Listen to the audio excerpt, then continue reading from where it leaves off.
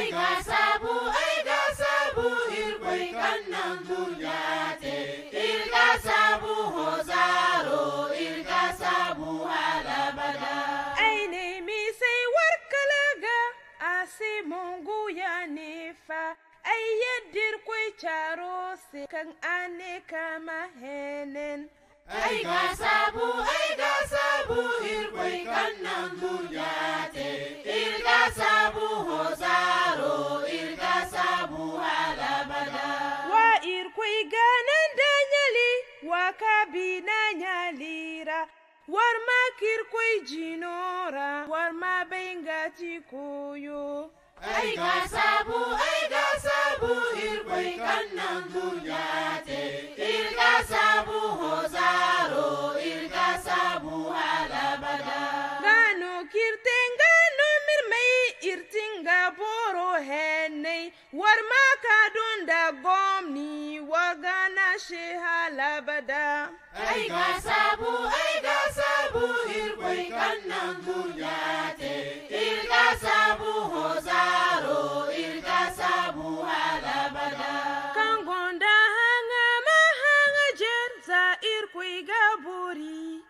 Ashir zamba shiryala irga sabu halabada. Aiga sabu irkoi kanang dunyate. Irga sabu hozaro, irga sabu halabada. Aiga sabu irkoi kanang dunyate. Irga sabu hozaro, irga sabu halabada. Aine mi sai warkalaga, ase mongu ya nefa. Ayyadir kwai charo se kan ane kama henen.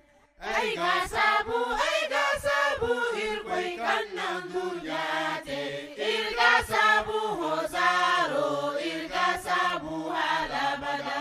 Wa irkwai ganan danyali, wa kabina nyalira. War ma kirkwai jinora, war ma bengati koyo.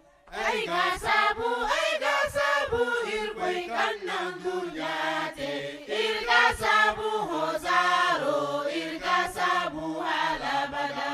Gano kirtenga no mirmei irtinga boro henei. War ma kadunda gomni, wagana shehalabada. Aiga sabu irkoi kanang dunyate.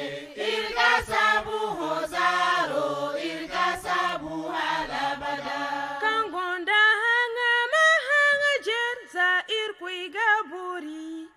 Ashir zamba shiryala irga sabu halabada. Aiga sabu irkoi kanang dunyate. Irga sabu hozaro, irga sabu halabada. Aiga sabu